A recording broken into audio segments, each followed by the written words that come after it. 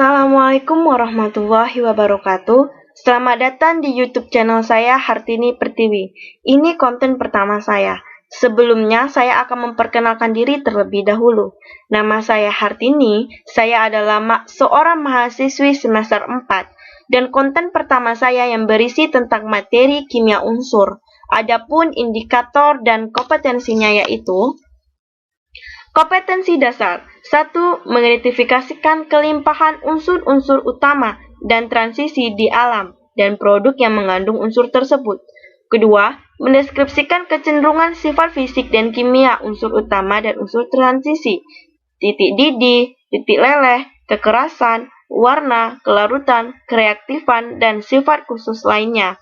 Yang ketiga, menjelaskan manfaat, dampak, dan proses pembuatan unsur-unsur dan senyawanya dalam kehidupan sehari-hari.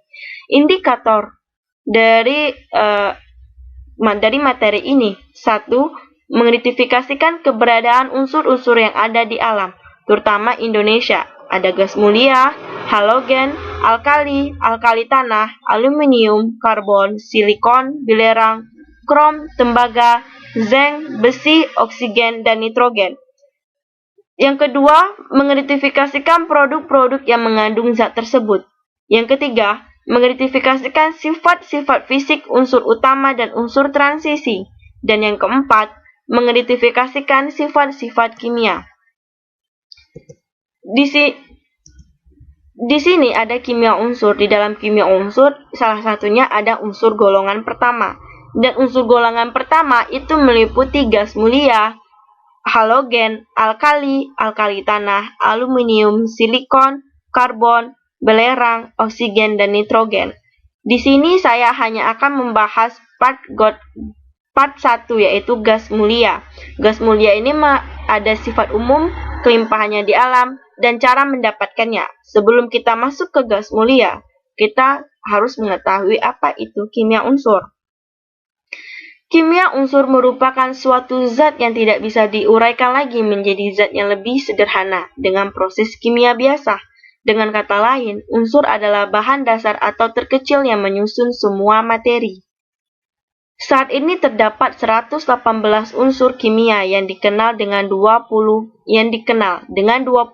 diantaranya tidak tersedia di alam dan hanya diketahui melalui sintesis laboratorium, atau itu biasanya disebut unsur buatan ya. Setiap unsur dapat bergabung satu sama lain untuk membentuk berbagai macam zat yang lebih kompleks atau yang disebutnya senyawa, seperti O2. O2 itu termasuk dalam senyawa. O itu adalah unsurnya, dan apabila O dan O itu bergabung dan akan membentuk O2, itu akan disebut dengan senyawa. O2 itu disebut senyawa dan O itu disebut unsur. Selanjutnya, kita masuk ke unsur golongan pertama, itu ada gas mulia. Kita pencet gas mulianya. Nah, gas mulia dan yang terdapat di golongan 8A. Gas mulia merupakan golongan unsur yang paling stabil. Hal ini ditunjukkan oleh keberadaannya di alam dalam bentuk unsur bebasnya. Kestabilannya disebabkan oleh energi ionisasinya yang sangat tinggi dan elektron valensinya yang duplet untuk helium dan oktet, dan untuk gas-gas mulia lainnya. Dalam tabel periodik, gas mulia berada di kolom paling kanan. Ini artinya energi ionisasi gas mulia paling tinggi dibandingkan energi ionisasi golongan unsur lainnya. Gas mulia juga merupakan golongan kimia yang unsur-unsurnya memiliki elektron valensinya penuh. Unsur-unsurnya adalah helium, neon, argon, kripton, xenon, dan radon yang bersifat radioaktif. Sejarah gas mulia awal dari penemuannya yaitu oleh Cavendish pada tahun 1975. Cavendish ini menemukan sebagian kecil bagian di udara. Nah, dia menemukan gas mulia ini di bagian kecil dari udara, kurang dari 1000 banding 2000 bagian. Sama sekali tidak bereaksi walaupun sudah melibatkan gas-gas atmosfer lainnya. Selanjutnya, kita akan masuk ke sifat umum. Sifat umum dari gas mulia yaitu sifat umum pada gas mulia. 1. Tidak berwarna, tidak berbau, tidak berasa, dan sedikit larut di air. Yang kedua, mempunyai elektron valensinya 8. dan khusus halogen itu hanya 2 valensi. Molekul-molekulnya terdiri atas satu atom atau disebut monoatom. Gas mulia merupakan unsur pada suhu kamar dan mendidih hanya beberapa derajat di atas cairnya. Jari-jari, titik leleh, serta titik gasnya bertambah seiring bertambahnya nomor atom. Sedangkan energi pingionnya berkurang. Energi pingionnya itu berkurang. Yang kedua, kita masuk di kelimpahannya di alam. Nah, kelimpahannya di alam ini atau disebut dengan pembuatan gas mulia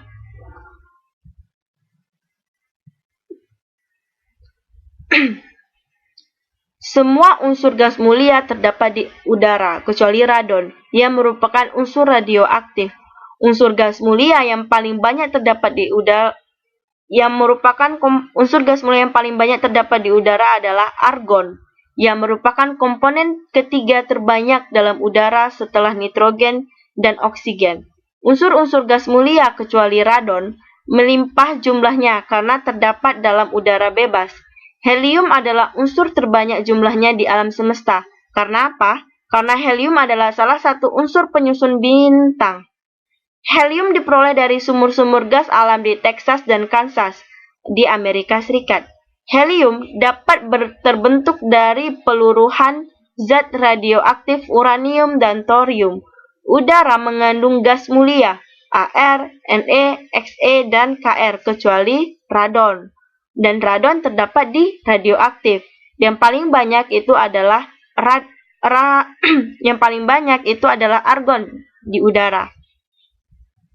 Selain oksigen dan nitrogen tadi.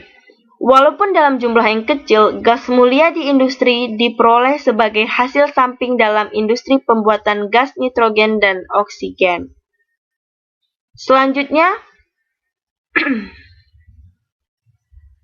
Selanjutnya itu adalah cara mendapatkan gas mulia itu seperti apa. Nah, dalam pembuatan gas mulia, itu gas helium ditemukan terdapat dalam gas di alam Amerika Serikat.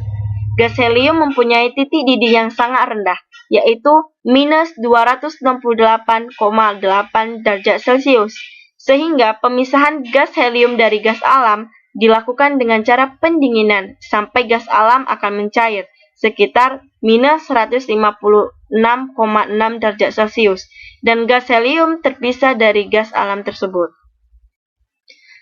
Dan yang lainnya, gas argon, neon, krypton, dan xenon. Udara mengandung gas mulia argon, Ar, neon, krypton, dan xenon. Walaupun dalam jumlah yang kecil, gas mulia di industri diperoleh sebagai hasil samping dari industri pembuatan gas nitrogen dan gas oksigen dengan proses cairnya udara dicair gitu.